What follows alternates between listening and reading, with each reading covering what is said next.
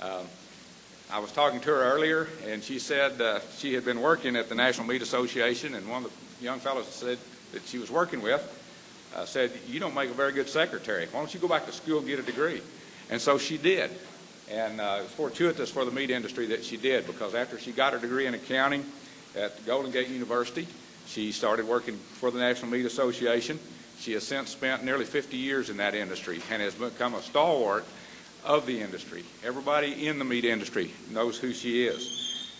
She's characterized, if you talk to people about her, they'll characterize her as being having high integrity, being an industry advocate, being a steward of the industry, and being very forthright. She will call a spade, and it doesn't matter whether it's in-house or out of the house. She will call it like it is, and she will call down the people inside our own business if they're doing the wrong thing.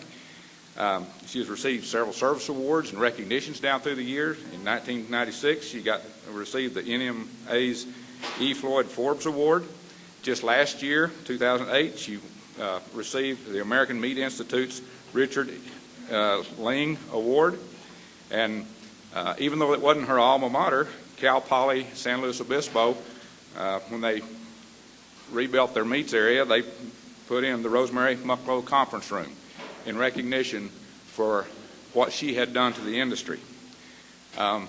She's a very neat lady, and if you think of certain people who go by names, certain names, when you think of basketball and somebody says Shaq, that's all you got to say. When you're talking about golf and you say Tiger, that's all you got to say. And within the Meat Institute, whenever you say the name Rosemary, that's all you got to say. Everybody knows who we're dealing with here. So help me welcome Rosemary.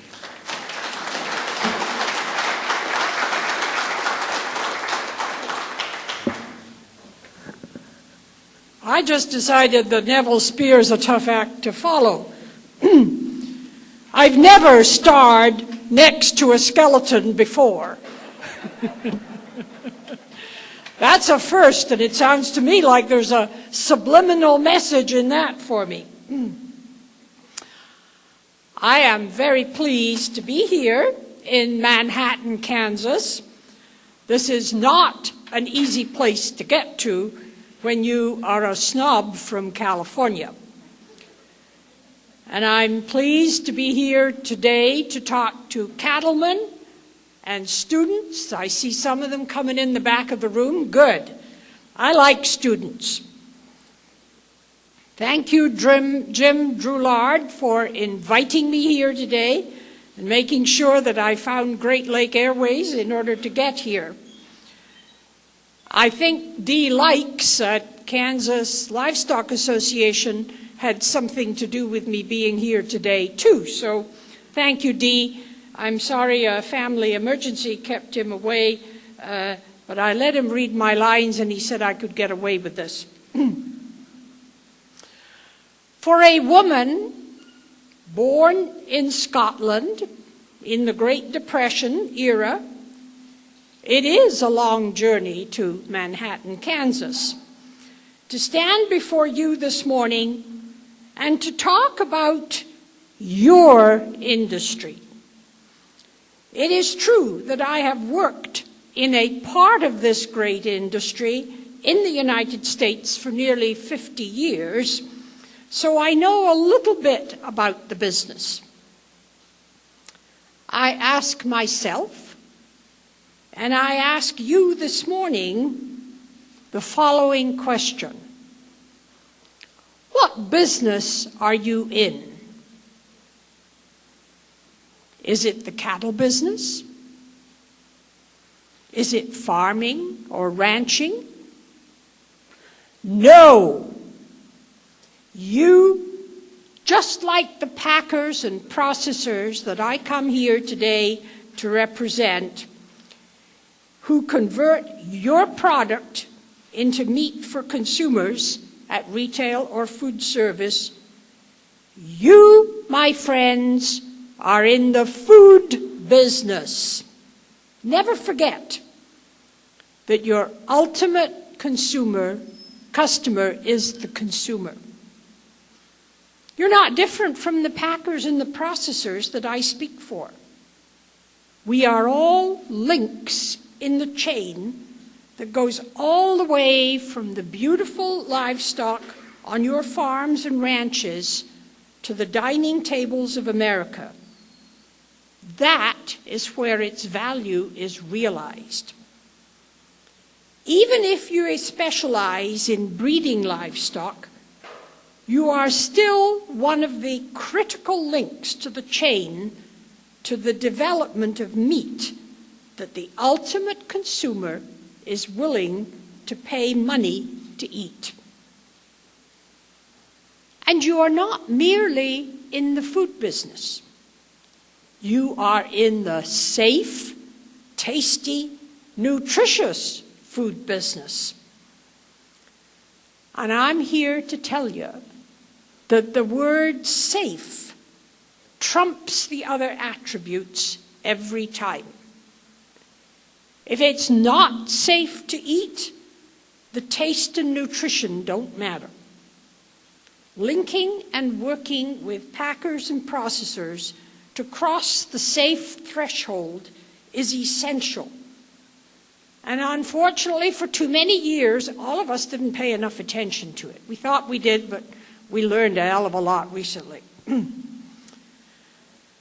Some of the events of the past 15 years have ensured that an increasing majority of participants in the production chain recognize the safe threshold that must be met and are making the commitment necessary to make it happen. We may learn slowly, my friends, but we do learn, and that is good news. Jim Droulard asked me if I needed slides or a projector, and I said, no thanks. In my view, the greatest orators in this world, people like Winston Churchill, one of my great heroes, Abraham Lincoln, they didn't need slides or PowerPoints, and I don't either. So you need to, sorry, Neville.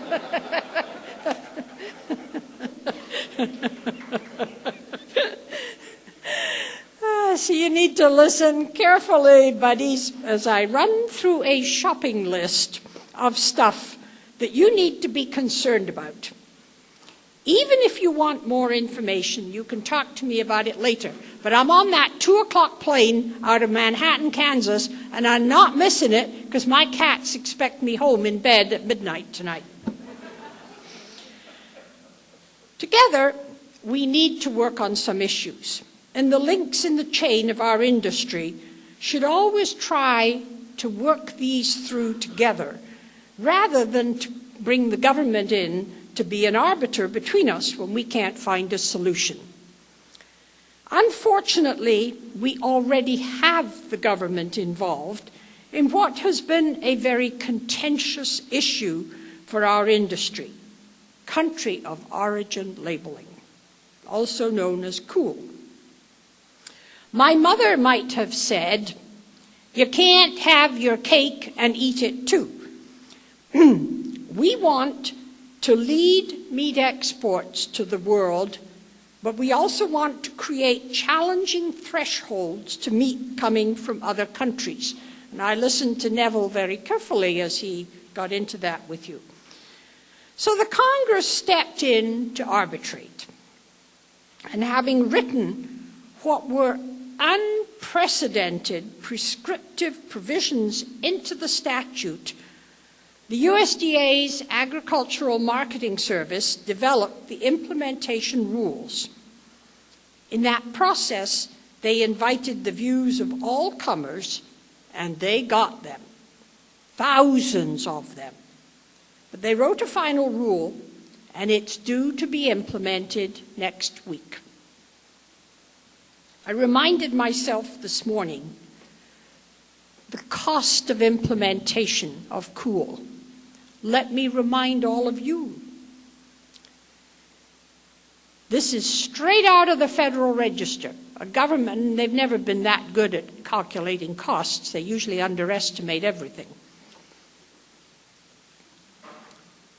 The updated analysis shows estimated first-year incremental costs for growers, producers, processors, wholesalers, and retailers at $2.5 billion. Now, we all got used to lately trillions. Does anybody know what comes after trillions? Is there a 4 billion, or what do they call it after we get it? Huh? Quadrillion. Oh, I'll have to practice not the King's English, but the Queen's English.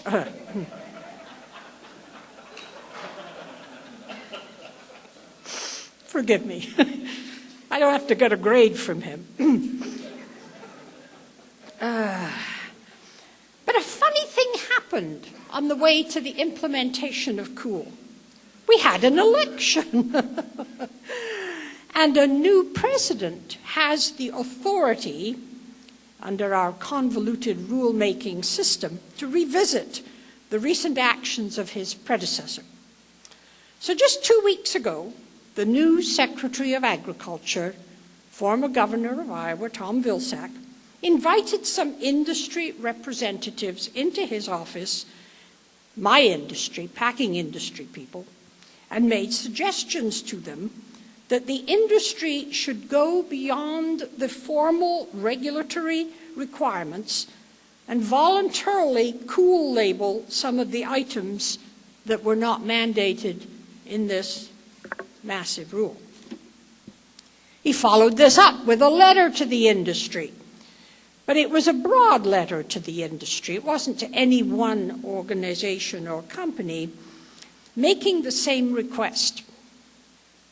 Quite frankly, if the processing industry did what he is asking, and we did it successfully, the same secretary, now listen carefully, this same secretary would have a basis to charge the processing industry with collusion, because they voluntarily all got together to do the same thing. It's called collusion. It'd be a violation of the Packers and Stockyards Act. He really needs to check these things out with his lawyers, but we'll forgive him. It's early days, and there's very little chance that the processing industry could all agree ever to do anything together, so it's not likely to happen. I don't think I need to tell you that the record-keeping burden of identifying the country of origin of every animal born on your farms and ranches is substantial. And that's what COOL is all about. We've seen a huge forward progress with excellent technological systems, and I looked at some of them out there in the arena today, but it is still costly to identify and track an animal that may change hands at least 2 or 3 times and maybe more before it is harvested. And it's then divided into many parts to go through different facilities and processes before the meat reaches the retailer, who is required to identify its country of origin. Not food service, only this is a retail meat labeling law. Further, commingling of products complicates the tracking system enormously and limits flexibility. The industry that I stand here representing knows its responsibility under the law and the regulations as they have been promulgated. We'll do whatever it takes to provide the information through the system to our retail customers. I expect a few unintended train wrecks. If I knew what they were, I'd try to prevent them. I look at laws and regulations like this as job security for the NMA staff. For me, they'll need me to help them fix the problem. And it will likely line the pockets of some lawyers so that their children can go to the best schools and enjoy the luxuries of life. You are very fortunate here in Kansas to have Allie Devine, who participated in a proactive working group to guide sensibility into the cool implementation, working with NMA's CEO Barry Carpenter, who previously was the official at USDA who implemented the seafish cool and would have been responsible for this, except he came to work at National Meat Association. They were both able to draft the producer affidavits. Thank you, Allie. Thank you, Barry. Let's talk about something more pleasant. Just 10 days ago, National Meat Association had its annual convention, and our invited keynote speaker was Wesley Batista, CEO of JBS Swift. This young man, who, have any of you met him at all? Anybody seen him talk? No? Yes, okay. This young man, whose passion and energy are evident from the first introduction, arrived in this country not quite 2 years ago, and he only spoke Portuguese from Brazil. 10 days ago, he spoke at our annual meeting without notes in English. How many of you could go to a foreign country and without notes in less than 2 years stand up and make a keynote speech? I know I couldn't. I'll bet there aren't many here either. He spoke simply, and he was focused about the meat business. He conceded that the shrinking cattle numbers in the US is a challenge, and we really need to think about it. He said, mark his words, the industry that he's a part of, JBS Swift, has only one raw material: cattle. That's your business. The Batista family knows something about working together. They are all part of the team that their father created when he slaughtered 6 animals a week. And Wesley, who has been running a company, not just working in the business since he was 18 years old, is instilling the same leanness and team drive and energy into its U.S. operations. He is an impressive young man, and his excitement about the meat business is infectious. There is a very fine Harvard review about JBS. I'm sure, Neville, you've read it, haven't you? I'd be glad to give somebody here the link to it. It's really worth reading about. Read about this family. They're going to make news and news headlines in the United States of America. I have an answer to Neville's question, why did Tyson buy IBP? And I gave that answer at the retirement for Bob Peterson at the Sioux City Convention Center, when the late Bob Peterson had a huge retirement party. I wasn't going to go. They said, oh, you've got to come. I said, well, I only go places where I get to say something. They said, we want you to say something. Okay, I'll say something.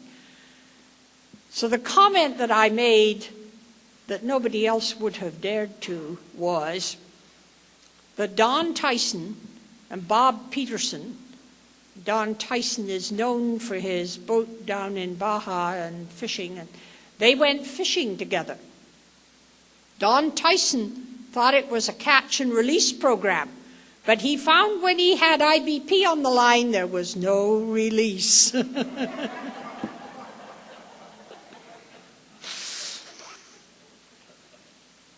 I cut out early from a Beef Industry Food Safety Council meeting in San Diego.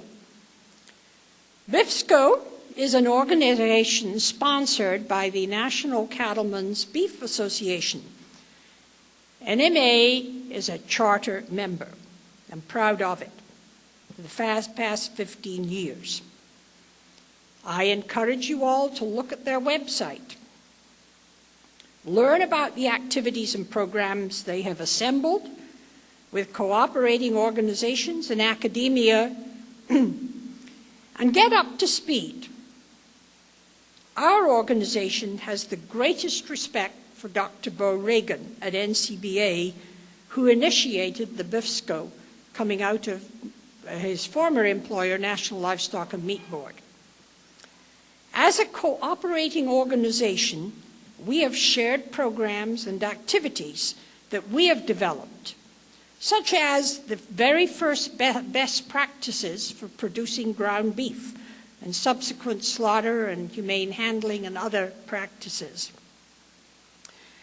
The beef industry earned praise from outspoken consumer advocates for leading efforts to assure great attention to the many firms involved to make beef safe for the end user. NMA appreciates the leadership of the National Cattlemen's Beef Association in these activities with Dr. Reagan and the recently retired Terry Stokes. And I was lucky enough this week to meet the new CEO of NCBA, Forrest Roberts. I asked him if he was related to General Roberts. He looked a little surprised. Who was General? I said, the man who wrote Robert's Rules of Order. You better have one. You're going to need it. He wasn't sure. He's going to look into it. Indeed, NCBA, supported by Kansas Livestock Association, has been a leader in many fields. It has been my experience that it takes real guts to lead, as they have done, especially when there are fringe organizations merely looking for a cause to upset the apple cart so that they can steal one or two and keep on bashing packers, the very companies that you need to be linked with to harvest and move your product through the system. As my friend Bill Hawkes, the former Undersecretary for Marketing and Regulatory Programs, would say, working together works. I am proud to represent an organization that cooperates with NCBA, Kansas Livestock Association, Texas Cattle Feeders, and other responsible organizations that come together to solve our differences in a professional way and try to do it without the government. The beef industry led the way in quality assessments for our products. Animal and meat scientists here at Kansas State University have been very much involved in the development of beef safety and quality recommendations. You have some of the finest right here. Lord alone knows why they want to live in Manhattan, which has terrible transportation arrangements, but here they are. Dr. James Marsden, who participated in our convention last week and who has helped many of the smaller and middle-sized firms address regulatory and quality issues. Dr. Curtis Kastner, long associated with animal and meat science, and perhaps Mel Hunt, Michael Dickman, many more, and perhaps one of your most notable graduates of KSU is Dr. Del Allen, who after teaching here went on to Cargill Excel.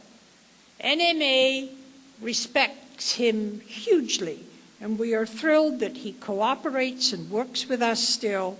We gave him our highest award just a few years ago. It's good to see that more and more brand items are developing specific quality attributes and seeking USDA acceptance of those standards and publication on USDA sites of what those standards include. This is an excellent way to add value to your product.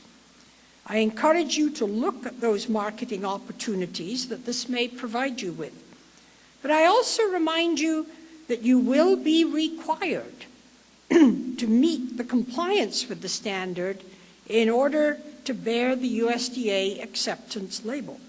And failure to do so will give you a new headache. So don't do it unless you're going to make the commitment, guys. So you know what you have to do going into the project and be prepared to meet the standard. USDA's standard grading service is implementing a much-tested instrument grading service.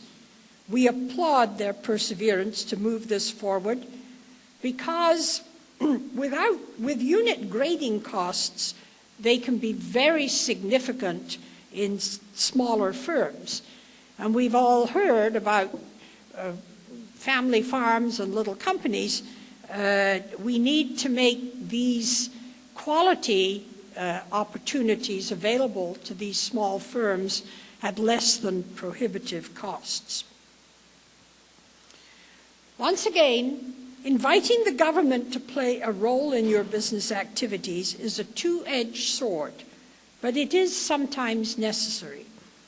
You know, we've got them there watching the prices with mandatory price reporting. We have the inspection program. We have the Packers and Stockyards Act. We have a lot of government involvement in our industry.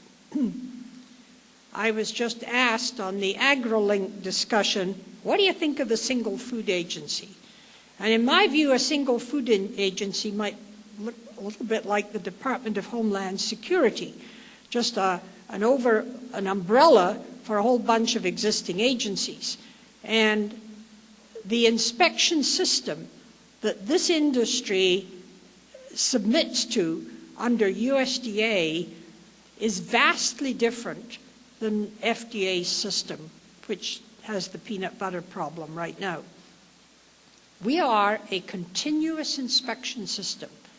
Every day, in every inspected establishment, there is at least one inspector, and in some there are many inspectors. Every animal is looked at. Never forget that. You can listen about Hallmark Westland, you can listen about a lot of things, but every animal is looked at before and after inspection. It's a nearly $1 billion a year program right now. You couldn't imitate that at FDA for $1 billion to cover all other food products. It will require a sea change over there. Let them do it there. Let's not take Rosa DeLauro, who I love dearly. I mean, she is quite a lady. Let's not try to bundle them all together and put another layer of bureaucracy on top. It would be the wrong road for us to take. Economic times are very tough. We've been through tough times before. Things will get better. But while we're enduring these challenging times, there are all sorts of impacts on our business. Consumers may still want organic or naturally raised product, but they want it at commodity prices. I stood at the butcher counter the other night. My favorite butcher counter in People's Republic of Berkeley is called the Berkeley Bowl. And it's where every free liberal shops. I stood next to a lady who was asking the service counter butcher for 1/4 pound of organic beef so that she could be sure there weren't those awful things in it was going to give her Creutzfeldt-Jakob disease. A little Sydney behind the counter, he's a little Oriental guy, wears a little wool hat on his head, and he knows who I am. So finally, you know, he's given up trying to explain to her, there's no nasty BSE in that 1/4 pound of organic meat you're going to buy. So he finally turned to me, so I got to try to convince her. I don't know whether she was convinced or not. I just wanted a pound of 80% lean hamburger. That's what I like.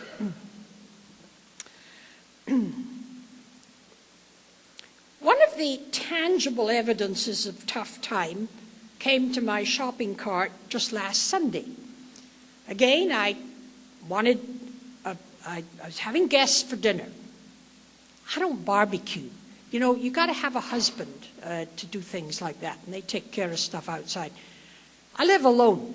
I have a lovely kitchen with a really good German oven, Gaggenau oven, and I like to cook dinner. And I have my favorite family to dinner on Sunday nights, almost every Sunday night. And it was the 7-year-old's birthday, and they like roast beef and roast potatoes and gravy. And they like to help make the gravy. They're learning to make gravy. Most Americans don't know how to make gravy. Anyway, I wanted a prime rib. I went round the People's Republic of Berkeley Bowl 3 times, couldn't find a place, so I went on to Safeway. And there were no prime ribs in Safeway's counter. So I ring the bell, and the butcher comes out. I said, have you got a prime rib? Oh, he said, I've got one, I'd have to trim it up. It'd take me 10 minutes. I'll wait. So I stood there watching I did a little survey of what people were buying at the meat counter. And finally he comes out with this lovely piece of Rancher's Reserve. You know, Safeway has a partnership with Cargill XL for Rancher's Reserve. Beautiful piece of prime rib, 3 ribs. $58.27. You know, price was not an object to me. I wanted prime rib. So I take it, and I look very carefully at this beautiful piece of meat. And I'm a Safeway Club member. To be a Safeway Club member, all they want to own is your telephone number, any telephone number, you know. So I find that the discounted price was $29.46, almost 50% off, because middle meats are just not moving right now. People are looking, my friends at Hormel tell me they can't make enough Spam and chili and beef stew, canned beef stew. That's what people are eating. They're eating not organic hamburger, but the cheaper hamburger. They're eating the cheaper cuts of meat. And the middle meat, which in my view, that prime rib is the best cut in the animal, discounted 50%. I've never seen that before. I wrote an email to Bill Buckner on Monday to thank him because it wasn't Safeway discounting that meat. It came from further back in the chain. And some of you may challenge me and say, we discounted that middle meat. There's a serious imbalance out there because people are not eating that kind of meat in white tablecloth restaurants today. The demand is down for the center-cut meat. We need to do everything we can, and the way that we do that is through your very important checkoff dollars. Now, I'm not the agent of the Cattlemen's Beef Board, but the Cattlemen's Beef Board has done some very, very fine things in focusing consumer attention to good quality and good opportunities to buy beef. And I want you all to remember that when you see that money that goes off every time you sell an animal for that promotion. It's something we're going to need this year more than ever to try to restore the normal balance to our market system. When I start talking extemporaneously, I cover pages. 90 years ago, Thomas Wilson spoke. You've all heard of Wilson Foods, although it's not a brand name around any longer. Thomas Wilson spoke to the Kansas Livestock Association, and he told them, the housewife is the real boss of the meat business. He was right, 90 years ago. His speech laid the basis for the National Livestock and Meat Board and for collective marketing efforts and messaging. And today, the Cattlemen's Beef Board continues this activity along with the Pork Board and the Sheep Association, Lamb Board. And it's my opinion that we need it even more today than we did 90 years ago. I'm going to ad-lib a couple of things, which of course is always dangerous. One is, I have told you I live in Berkeley, California. You see a different way of the world out there, my friends, than you see it in Manhattan, Kansas. One of my near neighbors, whom I have not yet met as a neighbor, is the author of the book that Neville was showing you, Michael Pollan. He lives only a block and a half away, and I am trying to figure out how to have him down and feed him a decent meal of beef one day. And I'll do it, because when I have a goal in mind, I get there. I was chatting at the Grocers Association. We as an organization, I'm not sure Neville touched on it this morning, we as an organization are very concerned about the efforts to, it's called the Employee Free Choice Act, and I would call it the Employee Forced Choice Act. They're going to take free choice away from people working in companies or in business, and they're going to be forced to join a union virtually. Talked to this lovely young man who was representing the grocers. Many of the independent grocers are non-unionized and are very, very concerned. His name was Mark Trapp, a young Mormon kid, works in Washington in his early 30s and burning with fire, and I love people like that. So we went and had a little, I had a glass of wine, he had a glass of water, we had a little soup bowl together, and I told him that when I come to places like Kansas State University or San Luis Obispo, Cal Poly, I like to tell students that my favorite lyric is the song from The Sound of Music. It's my mantra.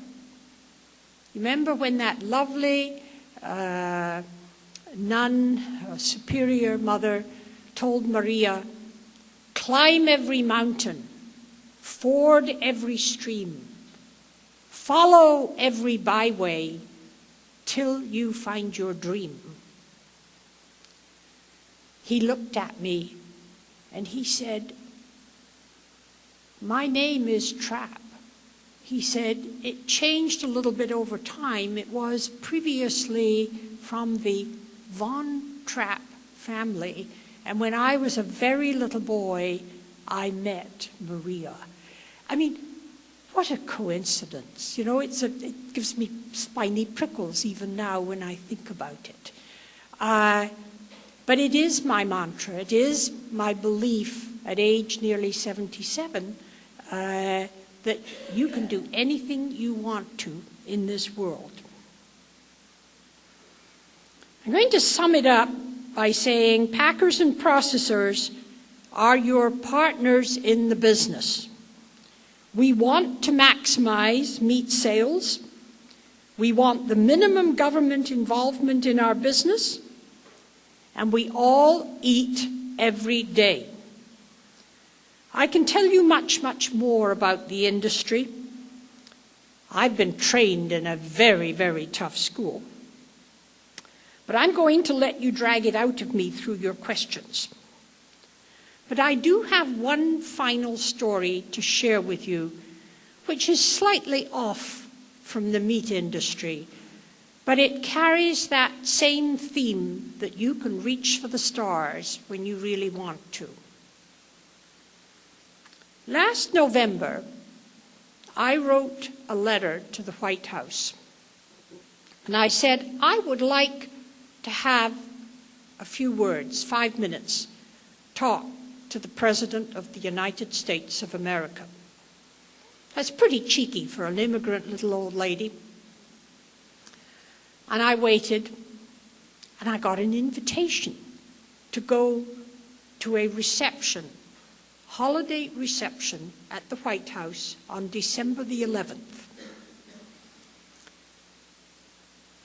My lawyer, Phil Olson in Washington, agreed to go with me. I asked the man at the White House who made sure I got the invitation, could we also bring Phil's wife? Would that be asking too much? I got a one-line answer. Yes, it's asking too much. So I borrowed Phil for the evening and we went off. We got there early. And the White House was stunningly beautiful, decorated in red, white, and blue. The Marine Band, the orchestra, the small choruses in different parts were all playing. We went in. We went through the side door from the Treasury side into the main foyer of the White House. And then we went upstairs. And the first person and the only person that we met whom we remotely knew was Karl Rove. So I went up to him and I said, "Mr. Rove, my friend Jerry Kane sends you greetings." "Oh," he said, "Corpus Christi." He knew exactly Jerry Kane and Sam Kane beef in Corpus Christi. And I thanked him for the cooperation he had given us in our efforts on the litigation with our CAF over the Canadian border issue. And I asked him to keep writing his columns every Thursday in the Wall Street Journal, which are really worth reading. He's a very good political analyst. And then we moved on and we ate. I had a glass of wine to fortify my nervous stomach. The food was gorgeous. There were medallions of beef, riblets of lamb, shaved ham. The tables were bountiful. The place was stunning. Phil didn't know anybody. It showed that this was an out-of-town crowd. There may have been 300 or 400 people there. And it was our time to go down and meet the president. We got before him. It was my moment. I was fully rehearsed. Put my hand out and I said, "Mr. President." And he shrugged his shoulders in a funny sort of way. So I just looked him in the eye and I said, "George." And in an instant, he shot right back, "George W."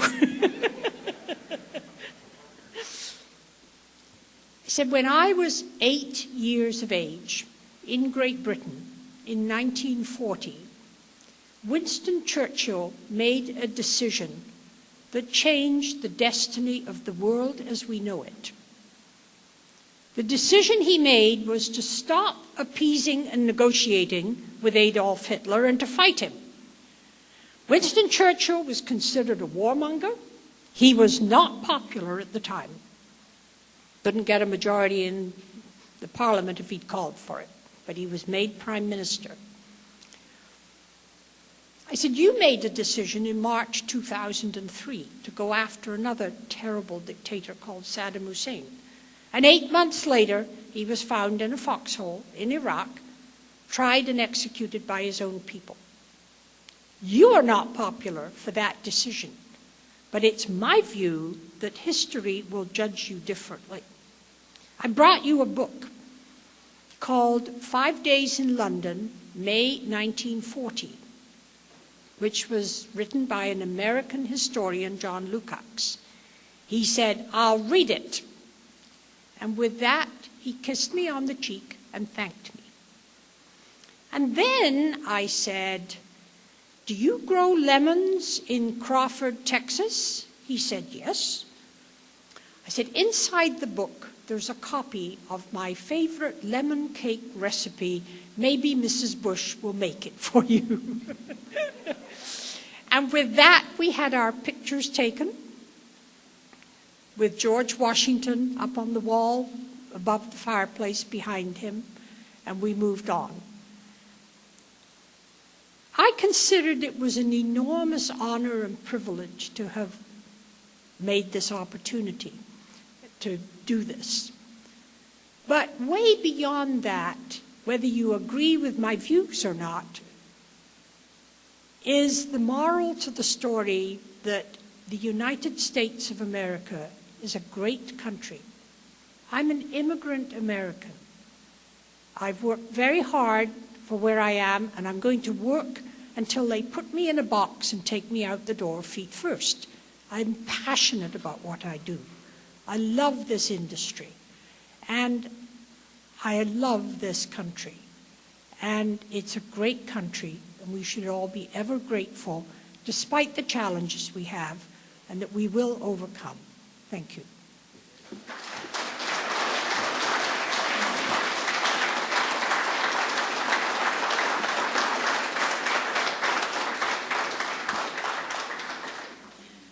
I'd be happy to answer any questions. Come up. Anybody got a question? Yes. I understand that the cost of implementing cruel, and I believe this, is being, those costs are being forced down to the consumer level and cheaper prices. Are you convinced of that? Somebody's going to pay. This document, not me, said 251 billion. I can continue to read you the ongoing costs, which is that it's something like 211 million a year and another 120. They toss the millions around. I mean, I've almost forgotten how many zeros there are in millions and trillions. There is a cost. Everything we do has a cost. I'm not saying we shouldn't have it, but there is a cost to it, and it then prices our product, makes it more difficult for consumers. It's going to be paid by somebody. Are the producers going to pay it? You saw the numbers that were up there. I don't think Tyson or any other packer in this country is making enough money to absorb that cost. So yes, it's going to go through the system.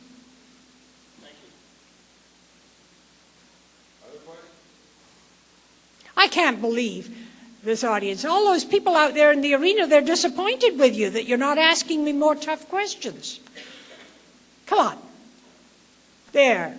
The packing industry ownership has had a dramatic change in the last 3 to 5 years. Amazing change. What's the packing industry look like in 10 years? Well,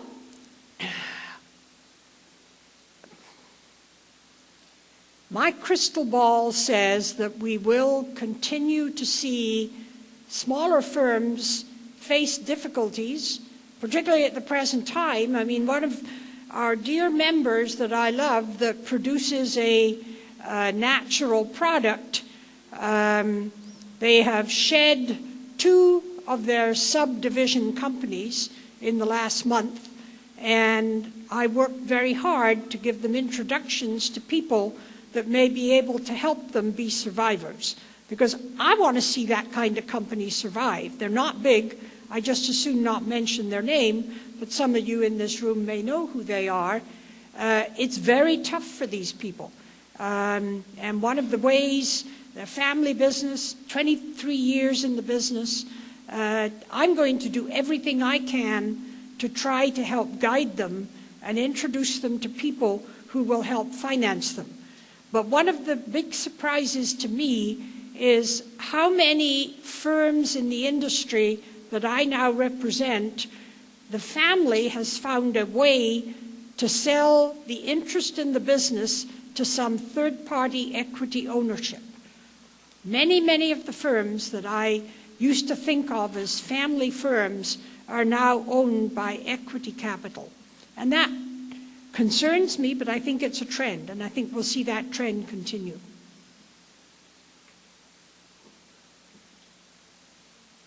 The inability of JBS to acquire national, is that negative for the big industry in the United States? Both JBS and National are members of National Meat Association. John Miller is like an adopted son to me at National, and I've become very fond of Wesley Batista in the short time that I've known him. Clearly, they wanted to move forward together. I asked John, my adopted son, I said, "How do you feel?"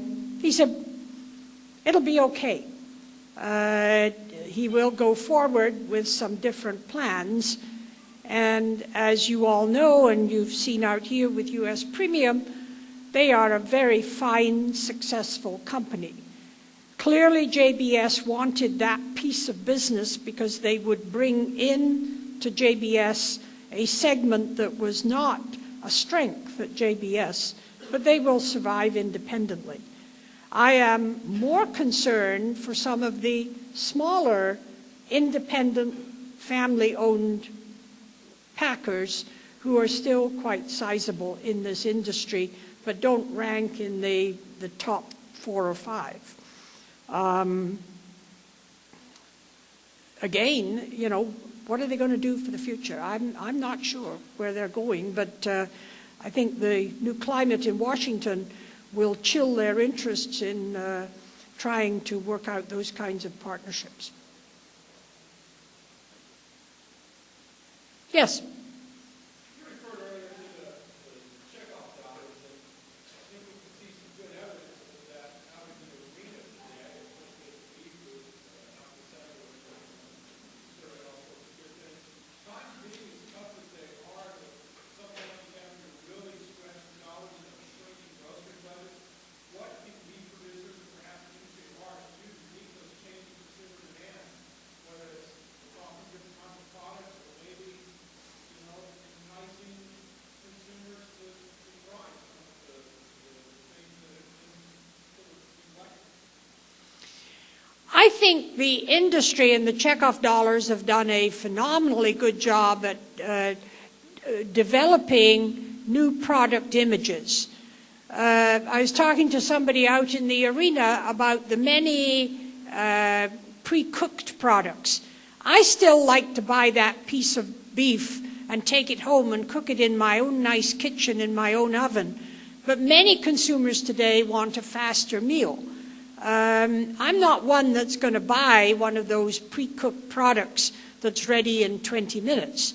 But I'm not feeding a family of 5 with 2 family working parents.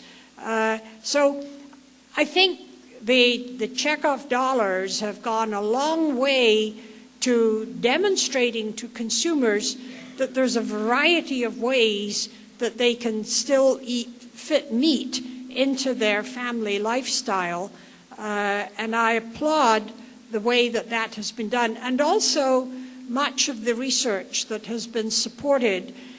Last week, I took a little heat from very few of my members, but we invited, at my request, Bill Marler, the plaintiff's lawyer in all the E. coli lawsuits. Bill Marler has told me that he is so wealthy, he has made so much money out of litigation in the last 15, 18 years since Jack in the Box. He's in his mid-40s. He could retire today and raise his family in luxury for the rest of his life. That's pretty bad. I mean, I don't like to line his pockets. And his standard line is, I want you to put me out of business. I'm anxious to put him out of business. But he's going to make a fortune off the peanut butter issue now. I'm very appreciative of the research that we have done to continue to make meat safe. I mentioned that previously. There are some possible vaccines, and you're all part of that food chain to making it safe. It's not a simple process. I'll be around for a while. I'm on that 2 o'clock plane out of Manhattan. Thank you very much.